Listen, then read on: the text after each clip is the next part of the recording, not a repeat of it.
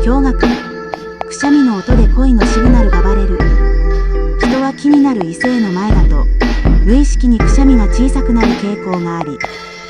それに気づいた相手の好意度が約 21% 上昇する。無意識下の緊張状態が自律神経に影響し、抑制的なくしゃみになったり、タイミングをずらす行動になるため、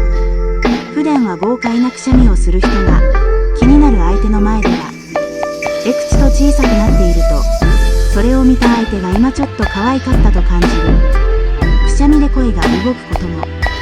あなたが気づいたことある？コメントで教えて。